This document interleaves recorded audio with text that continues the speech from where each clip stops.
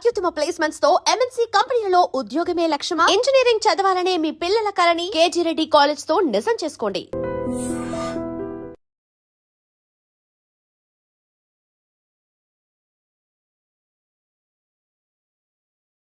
నేను బయటికి రాలేదండి. వాళ్ళు సస్పెన్షన్ చేశారు. కాకపోతే అలాంటి పరిస్థితిని క్రియేట్ చేసింది మీరే కదా. అంటే ఎట్లా అండి, నాకు అర్థం కాలేదు. పరిస్థితిని నేను క్రియేట్ చేయలేదండి. వాళ్ళు ఒక దురహంకారాన్ని ఆ విధంగా ప్రదర్శించారు. ఇక్కడ తీన్మార్ మల్లన్న విషయానికి వస్తే ఒకలా, మిగతా వాళ్ళ విషయానికి వస్తే మరోలా ఉండదు కదండి. కాంగ్రెస్ పార్టీకి ఒక కాన్స్టిట్యూషన్ ఉందండి. ఆ కాన్స్టిట్యూషన్ ప్రకారం విత్ ఇన్ ద కాన్స్టిట్యూషన్ లిమిట్స్లో నేను మాట్లాడడం జరిగింది. నేను నా ఆవేదన చెప్పడం జరిగింది. కాకపోతే అంత తీవ్రమైనటువంటి పదజాలం, అంత అగ్రెసివ్నెస్తో మాట్లాడడం అనేది అవన్నీ కూడా కాంగ్రెస్ బైలాలో ఉన్నాయంటారా? అంటే ఒక విషయం ఏంటంటే, కాంగ్రెస్ పార్టీ బైలాలో ప్రభుత్వ నిర్ణయాన్ని వ్యతిరేకించకూడదు అని ఎక్కడ లేదు. ఫస్ట్ ఆఫ్ ఆల్ మా నాయకుడు రాహుల్ గాంధీ గారు కాంగ్రెస్ పార్టీ తీసుకొచ్చినటువంటి ఆర్డినెన్స్ని 2011 సంవత్సరంలో మన్మోహన్ సింగ్ తీసుకొచ్చినటువంటి ఆర్డినెన్స్ను మీడియా వేదిక మీదుగా చింపి అవతల వారేసిండు. ప్రభుత్వ నిర్ణయాన్ని ఆయన. ఇక్కడ నేను చేసింది ప్రభుత్వ నిర్ణయాన్ని. అంటే ఇక్కడ ఒక క్యాస్ట్ సెన్సస్ చేసి క్యాస్ట్ సెన్సస్ని తప్పుల తడకగా నిర్లక్ష్యంగా చేసి దాన్ని అద్భుతమైన డాక్యుమెంట్గా చిత్రీకరించాలనుకున్నప్పుడు చదువుకున్నోడిగా, ఆ పేద వర్గాల నుంచి వచ్చినటువంటి బిడ్డగా జరిగిన తప్పొప్పులను తెర మీద చూపిస్తూ సరిదిద్దుకునే అవకాశం ఉందని చెప్పిన, కానీ ఇది అద్భుతమైన డాక్యుమెంట్ అని చెప్పి ప్రజల్ని మభ్యపెడుతున్నప్పుడు దాంట్లో వాస్తవాలు బయటపెట్టి చింపి అవతల మారేసినాం.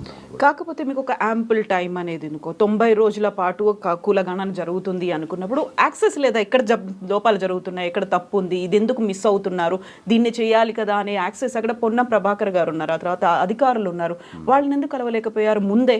అంటే నేను కలిశానా లేదా అనేది మీకు తెలియదు కదా. నేను ఏకంగా ముఖ్యమంత్రి గారిని కలిసినాను. ముఖ్యమంత్రి గారిని కలిసి క్యాస్ట్ సెన్సస్ విషయంలో ఎట్లా చేయాలి, ఏం కథ, మనం ఏ విధంగా ముందుకు పోవాలనేటువంటి వివరాలన్నీ కూడా ఆయనకు చెప్పడం. కాంగ్రెస్ పార్టీ తన మేనిఫెస్టోలో రాహుల్ గాంధీ ఆలోచన మేరకు క్యాస్ట్ సెన్సస్ చేస్తామని మేనిఫెస్టోలో పెట్టినప్పుడు కేవలం ఆ వర్డ్ కోసం కాంగ్రెస్ పార్టీలో జాయిన్ అయిన తర్వాత కాంగ్రెస్ పార్టీ ఇంప్లిమెంట్ చేస్తుందని, ఇది ప్రజలకు మంచి చేస్తామని చెప్పినప్పుడు రాష్ట్ర ప్రభుత్వం దాన్ని టేక్ ఓవర్ చేసి క్యాస్ట్ సెన్సస్ అని చేపట్టింది. రాష్ట్ర ప్రభుత్వం అనౌన్స్ చేసినప్పుడు తీన్మార్ మల్లన్న తన వేదికల మీద ప్రజలారా ఇందులో విస్తృతంగా పాల్గొనండి, కుల సంఘాలు అన్ని ఇందులో భాగస్వామ్యం కావాలి, కాంగ్రెస్ పార్టీ కార్యకర్తలారా ఎమ్యునరేటర్ వస్తే వాళ్ళని వాళ్ళ ఇళ్లలోకి తీసుకుపోయి వాళ్ళకి సహకారం అందించండి అనేటువంటి విస్తృత ప్రచారాన్ని కల్పించడంలో నా వంతు పాత్ర ఉంది. అది పార్టీ నిర్ణయాన్ని విజయవంతం చేయడం కోసం చేసినటువంటి కార్యక్రమం. వన్స్ ఫిబ్రవరి 2 తారీఖు రోజు ఈ క్యాస్ట్ సెన్సస్ సంబంధించినటువంటి వివరాలను రాష్ట్ర ప్రభుత్వం బయటపెట్టింది. బయటపెట్టినటువంటి పరిస్థితుల్లో ఇందులో ఉన్నటువంటి ఎప్పుడైతే డాటా బయటకు వస్తుందో అప్పుడే దాంట్లో ఉన్నటువంటి సత్యాలు అసత్యాలన్నీ బయటకు వస్తాయి. Data can speak only. నోటి మాటగా మనం ఎన్ని అనుకున్నా వేరు. కానీ అప్పటి వరకు క్యాస్ట్ సెన్సస్ని పకడ్బందీగా చేయాలని పదే పదే ప్రజల్ని రిక్వెస్ట్ చేసినటువంటి తీన్మార్ మల్లన్న డాటా వచ్చిన తర్వాత అందులో జరిగినటువంటి లోపాలను ఎత్తి చూపారు. మనం ఒక విషయాన్ని గమనిస్తే 2011లో యూపీఏ గవర్నమెంట్ చేపట్టినటువంటి సెన్సెస్లో తెలంగాణ ప్రాంతంలో ఉన్నటువంటి ముస్లింల జనాభా 44 లక్షల మంది అని చూపించింది. 2025లో ఇదే కాంగ్రెస్ పార్టీ నిర్ణయం మేరకు రాష్ట్ర ప్రభుత్వం చేపట్టిన క్యాస్ట్ సెన్సెస్లో సేమ్ ముస్లింల జనాభా 44 లక్షలు, ఇంకా మీదికెళ్ళి ఒక 5,000 తగ్గిపోయాయి. ఇక్కడ కేసీఆర్ సర్వే అని కూడా కాదు, ఆ రోజు మనం చేసిన సర్వే, ఈరోజు మనం చేసిన సర్వే ఈ లోపాన్ని ఎత్తి చూపించడం జరిగింది. 2011లో చేసిన సెన్సెస్లో తెలంగాణ రాష్ట్రంలో కుటుంబాల సంఖ్య 83.40 లక్షలు. ఇవాళ ముఖ్యమంత్రి గారు ప్రెస్ మీట్లో చెప్పింది తెలంగాణ రాష్ట్రంలో 1,15,00,000 గృహాలున్నాయి, అందులో 1,12,00,000 గృహాల సర్వే మేము చేసినాం, ఇంకొక 3 లక్షల గృహాల సర్వే జరగాల్సింది అది 3.91 అనేటువంటి ఒక మాట చెప్తున్నా. సో 83లో 11లో 83 లక్షలు, ఇప్పుడు 1,15,00,000. వీటి మధ్యలో ఉన్న గ్యాప్ 32 లక్షలు. అంటే 2011 నుంచి 2025 వరకు 32 లక్షల గృహాలు పెరిగినాయి.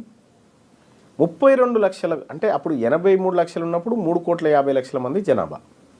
ఇప్పుడు అదనంగా 32 లక్షల గృహాలు యాడ్ అయిన తర్వాత ఒక్క గృహం నుంచి ఒక్కరినే తీసుకు ఈ 3,50,00,000కు ఈ 32 లక్షలు యాడ్ అయితే కనీసం 3,82,00,000 జనాభానన్నా ఉండాలి మన లెక్కల ప్రకారం.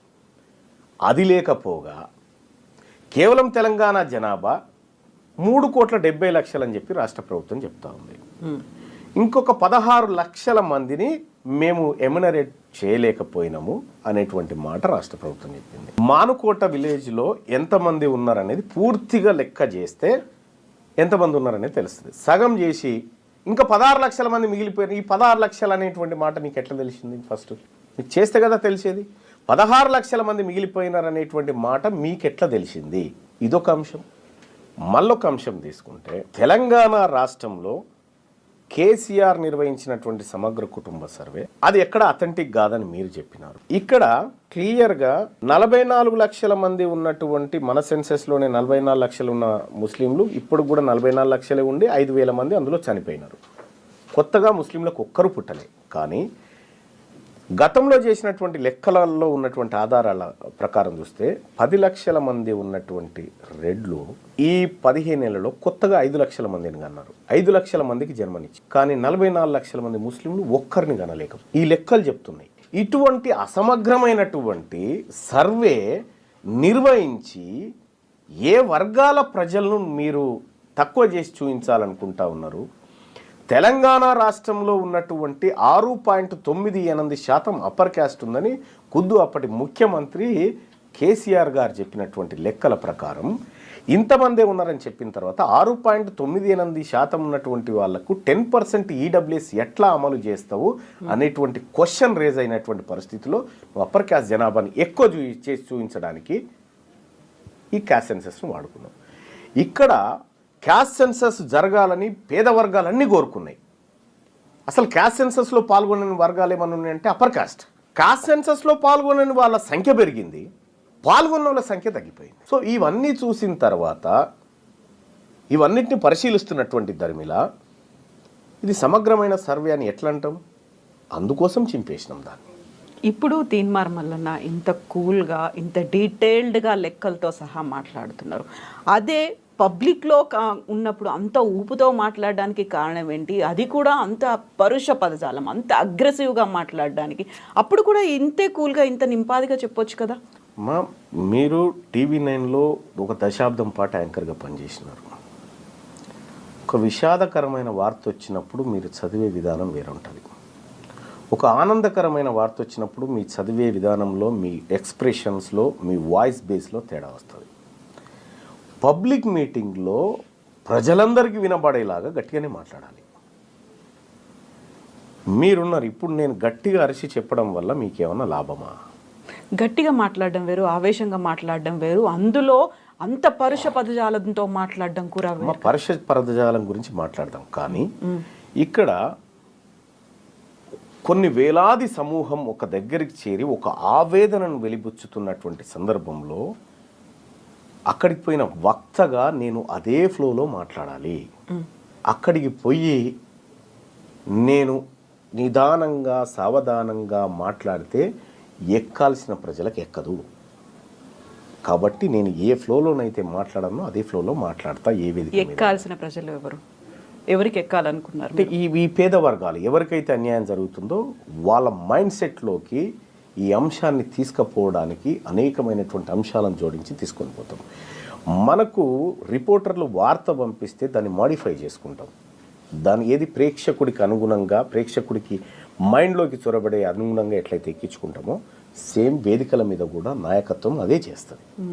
కాకపోతే ఎక్కాల్సింది వాళ్ళకి అనుకున్నప్పుడు ఇంకొకరి మీద మీరు ఎక్కడం అనేది ఉంది కదా అక్కడ. సరే, ఇప్పుడు ఆ పరుషం అనేటువంటి పదం స్టార్ట్ చేయండి. ఎక్కడ, ఏమిటి, ఎలా, ఎందుకంత, ఏది, అది ఏ అంశం గురించి యూజువల్గా కమ్యూనిటీల గురించి మాట్లాడడం కావచ్చు, లేకుంటే ఎవరు ఏం తాగాలి, ఎవరు ఏం తింటున్నారు, వీటన్నిటి గురించి మాట్లాడడానికి కూడా మీరు చెప్పినటువంటి ఈ లెక్కలు చెప్పి దానికి సంబంధించినటువంటి పోరాటమే గతం నుంచి జరుగుతుంది, కొన్ని దశాబ్దాలుగా జరుగుతుంది. అందరినీ ఏకం చేసుకుని ముందుకు కలిసి వెళ్ళాలి అనుకున్నప్పుడు కేవలం మీరు అనుకున్నట్టుగా ఒక పోరాటం కొద్ది మందితో చెయ్యాలి అనుకుంటున్నారా, అందరినీ కలుపుకొని చెయ్యాలి అనుకుంటున్నారా? అక్కడే డిఫరెన్స్ అనేది కనిపిస్తుంది కదా. మీరు వాళ్ళని కొంతమందిని ఎలిమినేట్ చేసినట్టు అనిపించింది కదా. More videos. Please subscribe to iDream. Please subscribe to iDream. Please subscribe iDream. And please subscribe to iDream. For more videos, subscribe to iDream. Please like, share, and subscribe to the channel. Congratulations, iDream. Subscribe to iDream. Subscribe to iDream. So subscribe to iDream Media. iDream ki iDream team అందరికి huge congratulations. Please subscribe iDream Media. Please subscribe to iDream. Subscribe iDream. Please subscribe to iDream. iDream అంటే నా కళల channel subscribe చేసుకున్న నోరు తిరుగుతలేదు, మీరైతే గంట గుర్తు కొట్టండి. For more such videos, please subscribe to iDream. Subscribe to iDream. Please subscribe to iDream. Please subscribe iDream Media. Please do subscribe to iDream. Please subscribe to iDream Media. For best entertainment and information, please subscribe iDream. And don't forget to subscribe to iDream.